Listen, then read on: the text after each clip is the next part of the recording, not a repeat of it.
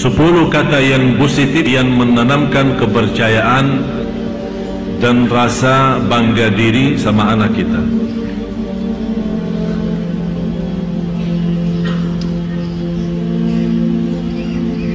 Yang pertama, aku sangat cinta kamu. Angkatlah kepalamu, kamu anak saya. Faham bahasanya? Ngerti kan? Bagaimana caranya anda menyampaikannya terserah. Saya cinta sama kamu, tidak usah pakai syarat-syarat. Bebaskan, saya cinta sama kamu. Angkatlah kepala kamu, karena kamu anakku. Yang kedua, saya bangga dan bahagia punya anak seperti kamu. Ini satu kata yang saya selalu suka ucapkan sama anak saya. Sambil lama-lama beliau menjawab, saya juga bangga punya ayah seperti Syekh Ali.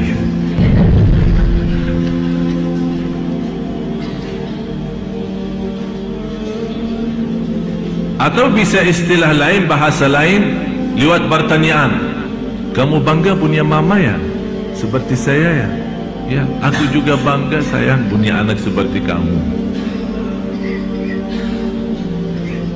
Rasulullah sallallahu alaihi wasallam saking cinta sama anaknya, apalagi Siti Fatimah radhiyallahu anha. Begitu Siti Fatimah habis main sama anak-anak kemudian pulang, Rasul lagi duduk di rumah sama istrinya. Begitu Siti Fatimah masuk dari pintu rumah, Rasul tidak pernah panggil, ayo sini sini sayang. Tapi Rasul sendiri berdiri dan lari Rasul di hadap anaknya dan memegang dan memeluk anaknya. Begitu cara Rasulullah membagikan rasa cinta. Jadi bukan Rasul, sini sini sayangku, tidak. Tapi Rasul sendiri yang datangi kepada dia dan memeluk dia. Rasul SAW suka kebiasaan, ada orang bertanya sama saya berhatiin Syekh kalau lihat anak-anak suka, anak-anak cium tangan Syekh, kok Syekh suka balas mencium tangannya? Kenapa? Biasanya kami merasa kurang fantas, cukup anak aja yang cium, jangan Syekh yang balas mencium. Apa yang saya lakukan, bukan saya melakukan riya, bukan saya melakukan karena mau tunjukkan apa, tapi saya berusaha mengikuti Rasul sallallahu alaihi wasallam. Karena Rasul melihat beberapa anak-anak, seorang laki-laki punya anak 11. Dia membawa anaknya, kemudian dia melihat Rasul bersama anak-anak lagi main. Rasul main sama anak-anak. Kemudian di antara anak sepertinya ada yang jatuh, Rasul membeluk dan mencium. Orang Badui, biasanya orang Badui dikenal sebagai mereka orang kasar ya. Karena orang badan basir, jadi tangannya pun kasar. Dia lihat Rasul mencium anak itu, anak Badui itu heran. Rasul emang suka cium anak ya? Kata Rasul, ya saya suka cium anak. Kata orang itu, saya punya anak 11, tak pernah satu-satunya saya cium. Apa kata Rasulullah? Apa yang saya bisa lakukan kalau Allah mencabut rahmah dari hatimu? Apa yang saya bisa lakukan kalau Allah mencabut rahmat dari hatimu? Berarti tanda rahmat Allah, kita cium anak kita itu menjadi tanda rahmat Allah yang Allah simpankan dalam hati kita.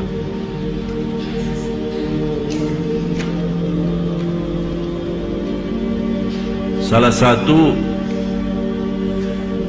pemain Rasul SAW sama anak, apalagi anak-anak kecil, Rasul memegang tangannya dan menyuruh anak berangkat atau berjalan dengan kakinya di atas kaki Rasul sampai ke ujung dada.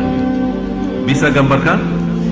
Jadi Rasul memegang tangan anak, kemudian disuruh naik jalan sampai kakinya di dadahnya Rasul, dan Rasul mencium anak itu dengan mulutnya Rasul langsung ke mulut anak itu. ada seorang dokter dari Kanada, ahli jiwa, berkata, dia belum tahu hadis ini, dia belum tahu Rasul suka begini. Dia berkata, salah satu cara mencerdaskan anak kita dan menanamkan kepercayaan saat kita bersenang berhiburan sama dia, cuba bawa cara ini, megang tangannya, tapi jangan yang umur 13 bisa ya, yang kecil lah, yang masih 2 tahun, 1 tahun setengah, ya 3 tahun lah masih. Dan tergantung anak kita, kalau yang besar badannya malah bisa kita angkat. Jadi sambil megang tangannya, kemudian dia naik di atas badan kita, kita sambil berdiri, kemudian mencium bibirnya langsung. Kata seorang dokter dari Kanada itu, ini salah satu cara yang membantu cerdaskan otak anak kita dan memberikan kepercayaan diri yang luar biasa. Ditegur sama seorang ulama, hal ini sudah dikasih tahu oleh Rasul dan Rasul sudah berlaku. Dia bilang, mana buktinya? Dibawakan hadisnya, dia belajari, sebab hadis itu dia masuk Islam. Tak ada yang lebih romantis daripada Rasul. Sama istrinya paling romantis, sama anaknya yang paling kasih sayang. Bukan hanya anaknya sendiri, malah sama anak orang lain. Begitu luar biasa Rasul kasih sayang. Yang ketiga, kita puji anak kita dan tunjukkan kecerdasannya. Kamu cerdas sekali, kamu pintar. Biar kita merasa habis pulang dari sekolah, barangkali nilainya belum sesuai yang kita harapkan, nilainya agak kurang, kita sampaikan, kamu sebenarnya pintar, tapi dalam kesempatan ini barangkali belum sampai, tapi insya Allah di semester yang akan datang, kelas yang kedua, insya Allah akan lebih baik, karena saya tahu kamu pintar. Jadi tanamkan kepercayaan. Jangan kita nilainya cuma segini, pusing, stres, aku capek, bawakan guru, ini biaya. Apa yang akan terjadi? Akan menjadi lebih rendah daripada yang kita harapkan.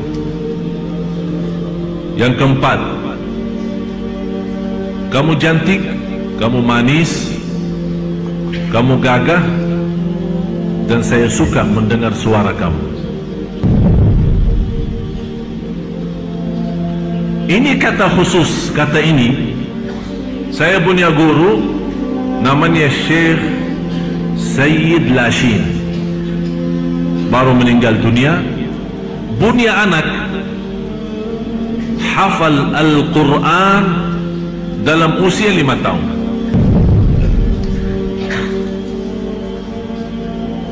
Tapi kalau ditanya bagaimana, dia bilang, saya selalu menanamkan di hati anak saya indah suaranya.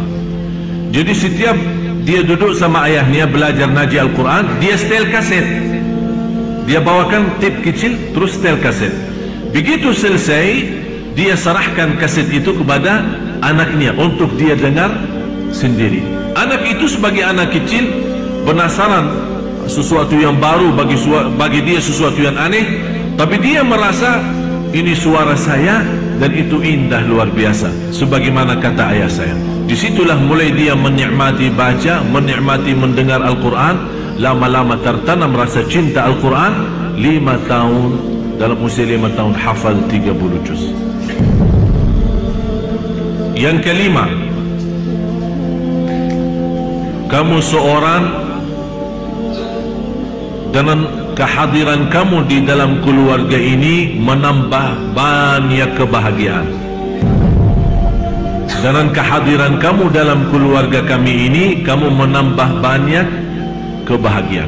Artinya kita tunjukkan berguna, ini berguna bagi kita sebagai keluarga, berguna bagi kita sebagai keluarga.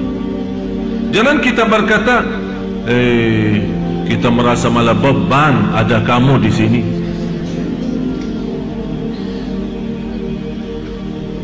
Yang keenam, kamu anak hebat Dan saya kemarin di Makassar, saya tunjukkan kehebatan anak Makassar atau anak orang Indonesia umumnya. Karena kemarin saya minta sama seorang anak di Makassar, waktu kita sama-sama ke sana, acara Masya Allah dihadiri banyak jamaah. Saya minta sama seorang anak, coba siapa yang bisa sebutkan nama surah juz 30. Juz 30 dari An-Naba sampai An-Nas. Ada seorang satu-satunya, padahal anak waktu itu banyak sekali, tapi satu-satunya dia yang maju, beranikan diri, datang dan naik bangku, dan kemudian dia membaca. Tapi Masya Allah baca dengan lancar. Ada di waktu acara itu ada saya bilang kalau bisa mengucapkan dan menyampaikan nama-nama surah, saya akan kasih hadiah 50.000. Datang anak itu. Menurut saya seorang anak Indonesia, mohon maaf Bapak Ibu, umumnya anak-anak kita suka malu. Apalagi kalau di depan banyak orang suruh maju, mana bisa. Kita kadang-kadang memaksa-maksa aja sudah tak bisa. Tapi ini bisa maju sendiri dengan tawaran, biarpun dengan tawaran 50, tak apa-apa. Tak usah kita berkata harus dia belajar naji ikhlas, tak usah bagi uang. Jadi salah satu metode untuk anak kita cinta dan mudah hafal Al-Quran, kita selalu memberikan balasan hadiah. Apa itu sepeda, apa itu uang, apa itu jalan-jalan. Tapi jangan hafal Quran ikhlas karena Allah, qul inna salati wa nusuki wa mahyaya wa mamati lillahi rabbil alamin. Jangan macam-macam riak. Anaknya umur berapa? 4 tahun. Ini diceramahin lah gitu. Ini buat kita, inna salati wa nusuki, ini buat. Tidak salah kalau anda membagikan hadiah buat anak kita demi dia hafal Al-Quran. Yang ketujuh, kita selalu membawa anak kita terlibat dalam masywarah keluarga. Saya tidak pernah mengambil keputusan berdua sama istri. Mau keluar kota, mau bawa istri, saya panggil Hasan, ayo duduk, kita lagi rapat, ada meeting. Dari umur dan usia dia masih 4 tahun. Kali ini kita mau berangkat, tapi Hasan dah ikut. Bagaimana pendapat Hasan? Mau diam sama neneknya atau mau ikut? Ya kalau boleh ikut ya boleh. Kalau dah boleh dah apa-apa.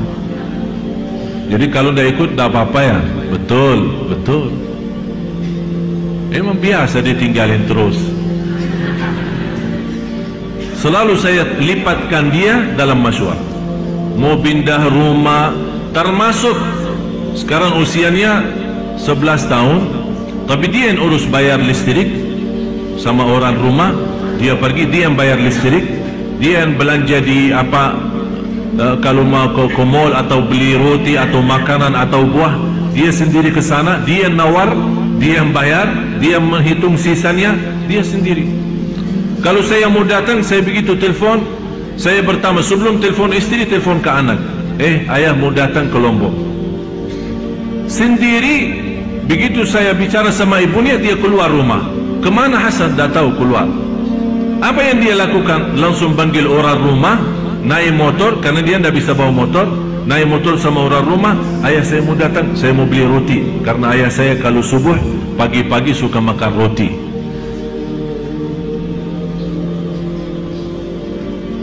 Jadi inilah namanya melipatkan dia dalam masywarah keluarga.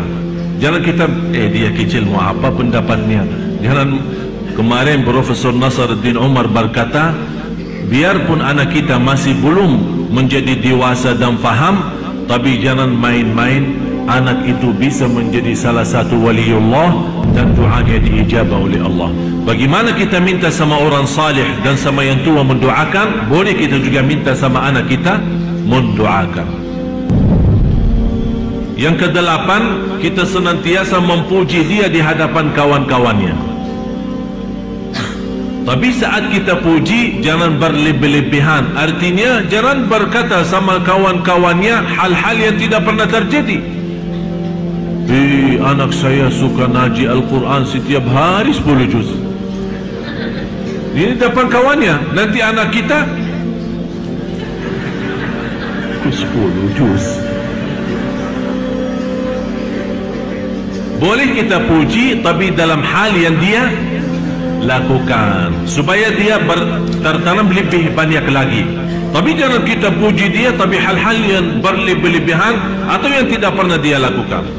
Yang kesembilan, kita mendoakan dia sambil angkat tangan. Tapi doanya boleh anda saat sendirian salat, di sujud, di luar sujud, di luar salat kita doakan. Tapi ada sekali-kali kita lagi naik mobil, kita berdoa sambil naikkan suara, anak kita mendengar, tapi tanpa kita pandangan kita ke dia. Jangan, kita tetap kita fokus seolah-olah kita tidak perhatiin ke dia, tapi kita mendoakan, ya Allah, anakku insyaAllah jadi hafal Quran, anakku sihat, dia mendengar bisikan doa kita. Tidak usah bilang, ayo kamu amin, amin. Udah biarin aja. Seolah-olah kita lagi sendirian, tapi sengaja kita keraskan suara kita. Apalagi pas kita bawa mobil kemudian turun hujan, kita langsung, ya Allah turun hujan. Setahu saya kalau turun hujan doa makbul. Ya Allah lindungi anakku, ya Allah bahagiakan, ya Allah. Jadi hafal. Dia mendengar suara. Kamu amin enggak? Dah usah. Kok kamu amin enggak? Maksa-maksa amin. Kita doa aja ikhlas, tak usah kita perintah dia mengucapkan amin. Yang terakhir, aku percaya sama kamu karena kamu orang jujur, tidak suka bohong.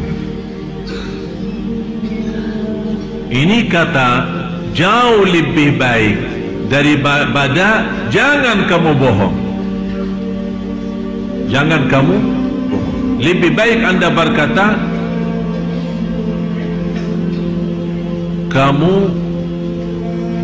aku percaya sama kamu karena orang jujur. Kamu suka jujur. Oleh karena itu saya percaya sama kamu, dan saya tahu kamu tidak suka bohong. Tapi jangan melarang dia berbohong. Dengan cara seperti ini akan selalu membuat dia berfikir sebelum menyampaikan satu cerita kepada orang tua. Kalau dia tahu cerita ini tidak benar, dia tidak bakal sampaikan. Kalau dia tahu sudah betul-betul jujur, baru dia akan sampaikan.